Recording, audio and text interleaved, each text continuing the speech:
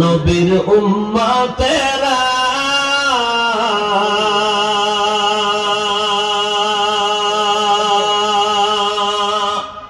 হয়ে আজি দিশাহারা,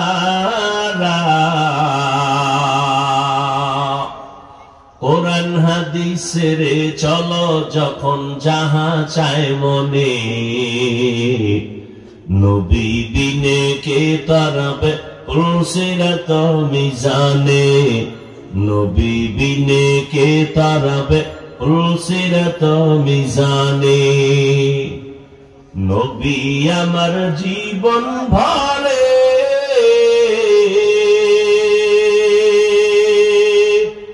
দিনের লাগি কষ্ট করে, দান দান শহীদ করিলেন উহুদেরই ময়দানে, নবী বিনে কে তারাবে পুলসিরাত মিজানে, নবী বিনে কে তারাবে পুলসিরাত মিজানে। এই বাহ, আর একজনের দিকে তাকাও কেন, নিজের দিকে তাকা।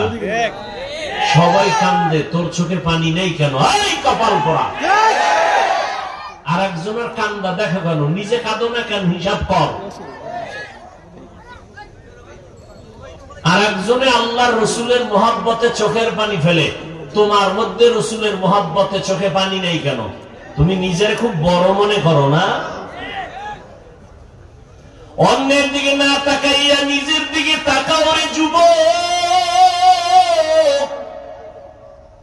তোমার কবরে তুমি যাইবা, আমার কবরে আমি যাব। ও আল্লাহর বান্দারা, এমন এক সময় আমার নবী মক্কা নগরীতে আসছেন, যেই সময় মক্কার মানুষগুলো ছিল চূড়ান্ত চরিত্রহীন, খারাপ। মক্কার মানুষের মতো চরিত্রহীন জমিনে আর কোথাও ছিল না। ও যুবক, মদিনার নবী বলেন, বুড়ারা আমি মুহাম্মদের বিরোধিতা করেছে, যুবকেরা আমার উপকার করেছে। ও যুবক বাবা, তোমার মতো কত যুবক স্কুলে পড়ে, কলেজে পড়ে, এক বেলার নামাজ বাদ দেয় না। যাও ঢাকা ভার্সিটি খোঁজো, বিশ্ববিদ্যালয় জাহাঙ্গীরনগরে খুঁজো, অনেক ছাত্র মাথায় পাগড়ি, লম্বা দাড়ি, 5 বেলার নামাজ পড়ে, লম্বা জামা, পেছন দিক থেকে তাকাইলে মনে হয় জানো বাইতুল মুকাররমের খতিব, জীবনে মাদ্রাসায় পড়ে নাই। ওই আল্লাহর বান্দা, এমন আল্লাহর আশিক, তুমি কলেজে পড়া এই সূরা পাইলা কই? বলে আমি কোরআন ওয়ালাদের সোহবতে সময় লাগাই। যতই চালাকি করো রে যুবক, যতই মাস্তানি করো আর বাহাদুরি করো, বেঈমান নমরুদের মতো মাস্তান হতে পারবি না, ফেরাউনের মতো বাহাদুর হতে পারবি না। মাস্তানির কোনো ভ্যালু নাই। ওই যে শুরুতেই বলছি, বিদ্রোহ করিস না, মাথাটা নত কর। টুপি মাথায় দেওয়া দরকার, পারি না, হুজুর দোয়া করবেন, ও আল্লাহ তুমি মাফ করে দাও। মাস্তানি কইরা বলিস না, টুপি না পরলে অসুবিধা কি? নবী যদি বলিয়া ফালায় বেঈমান, তোর মতো উম্মত আমি মুহাম্মদের না হইলে অসুবিধা কি? সেদিন টের পাবি কত ধানে কত চাল। মাস্তানির মজা হারে হারে টের পাবি সেদিন।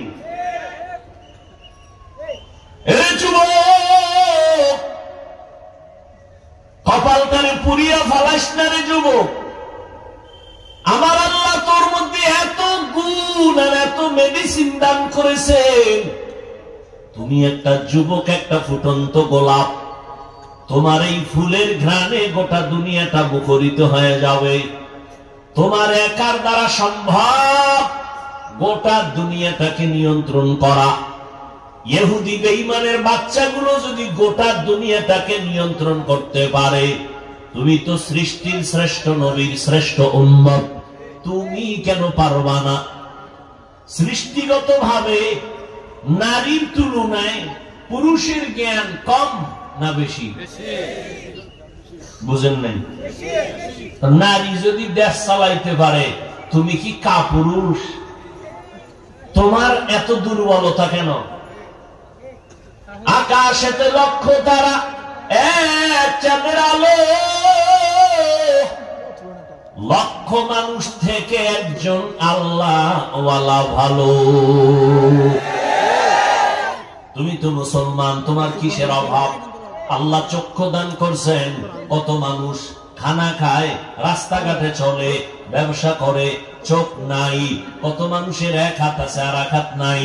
তোমার সব আছে, লেখাপড়া করতে পারতেছো, শিক্ষকরা যা বলে শুনতেছো, বুঝতেছো, পরীক্ষাও দাও, মোটামুটি ভালো নাম্বার পাও। তুমি পিছনে কেন? দিলটারে বড় বানাও। ডাক্তার হও, আলহামদুলিল্লাহ। ইঞ্জিনিয়ার হও, আলহামদুলিল্লাহ। প্রফেসর হইবা, আলহামদুলিল্লাহ। কোনো পেরেশানি নাই, তবে তোমার সাহস থাকতে হবে অনেক বেশি। আমি সিলেটের শহরের শুধু ডাক্তার না, আমি ডাক্তার যদি হতে চাই আন্তর্জাতিক মানের হব। আমার সম্মান যেন সবার উপরে থাকে। আমি এমন সুনাম নিয়া অন্ধকার কবরে যাব, আমি মরিয়া গেল যেন জাতি আমার জন্য সম্মানের ইতিহাস রচনা করে। এই যদি চাও তুমি, তোমার দ্বারা সম্ভব গোটা দুনিয়াটাকে নিয়ন্ত্রণ করা, সেই জন্য তোমার দুইটা গুণ লাগবে। এই দুই গুণের একটা গুণ যদি না থাকে, যেখানে যাবা ডাক্তার হবা ঠিক, তাসলিমার মতো জুতার বাড়ি খাবা। প্রফেসর হইল কপাল খারাপ। আহমদ শরীফ প্রফেসর ঢাকা কলেজের, জুতার বাড়ি খাইল। কবরের জন্য কপালে কবরও হয় নাই, বড় সান কভাইলেও কবরও হয় নাই। ঢাকা কলেজের প্রফেসর আহমদ শরীফ, নাস্তিকে আজম, ক্লাসে গিয়ে ছেলে মেয়েদেরকে বলে আমার নাম জানোনি? বলে জানি। কি নাম বলে? বলা যাবে না। আহমদ শরীফ বলে শোন, আমার নাম আহমদ শরীফ। তোরা এতদিন শুনছো কোরআন শরীফ, হাদিস শরীফ, মক্কা শরীফ, মদিনা শরীফ। আজকে থেকে মক্কা শরীফ বাদ, মদিনা শরীফ বাদ। আজকে থেকে হাদিস শরীফ বাদ, কোরআন শরীফ বাদ। আজকে থেকে আমি আহমদ শরীফ তোদের জন্য যথেষ্ট। আল্লাহ হেদায়েত দান করুন। প্রফেসর হ, জুতার বাড়ি খাওয়ার প্রফেসর হইও না। এরে নবীর আশিক উম্মতের দল, ডাক্তার হও, সুনাম অর্জন করো। তুমি ডাক্তার হইলেই যে জাহান্নামে যাবে কথা বলা যাবে না। বহু ডাক্তার আছে 5 বেলার নামাজ পড়ে, রুগী লাইনে দাঁড়ানো, আজান হয়ে গেছে বলে রুগী দেখা বন্ধ, আগে নামাজ। তাহলে ওই ডাক্তারকে তুমি জাহান্নামী বলবা?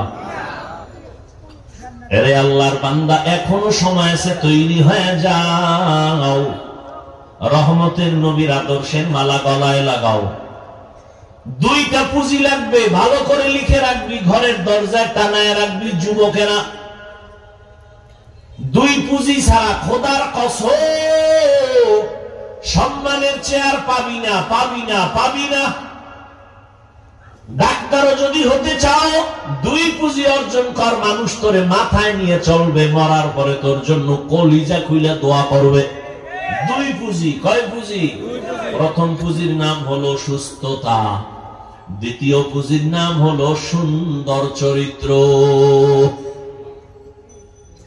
চরিত্র ভালো, কিন্তু যেখানেই চাকরি নাও, 1 সপ্তাহ ডিউটি নাই, কেউ অসুস্থ, কারে বিদায় কম। অসুস্থ রোগী আমার কলেজে থাকলে আমার প্রতিষ্ঠান বদনাম হয়ে যাবে। অসুস্থ রোগী দিয়া সরকার চাকরি দিবে না, আমার প্রতিষ্ঠানের বদনাম হবে। এমনকি তুমি বিছানায় পড়ে থাকবা, তোমার আপন যারা তারাও তোমাকে অন্তর দিয়ে ঘৃণা করবে। এত অসুস্থ রোগী ভাল লাগে না। এবার তুমি পিওর সুস্থ, যথেষ্ট পরিমাণ, তোমার কোনো রোগই নাই, কিন্তু চরিত্র খারাপ।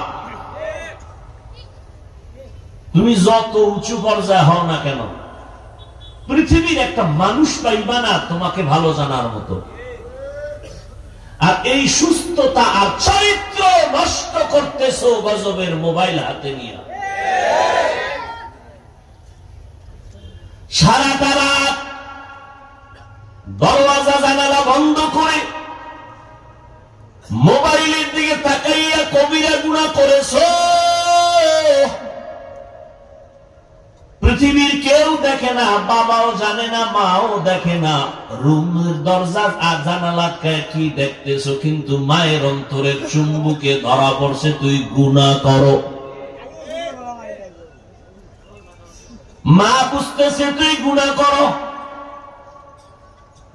তোমার বয়স মাত্র 25 থেকে 30, তোমার চেহারাটা থাকবে উজ্জ্বল পূর্ণিমার চাঁদের আলোর মতো, দেখলে মায়া লাগবে, আকর্ষণ হবে। তোমার 25-30-এর মধ্যে কেন আকর্ষণ নাই? তোমার চেহারা কেন উজ্জ্বলতা নাই? দেখলে কেন মায়া লাগে না? একমাত্র গুনার কারণে আমার মাওলা তোমার উপরে বেজার।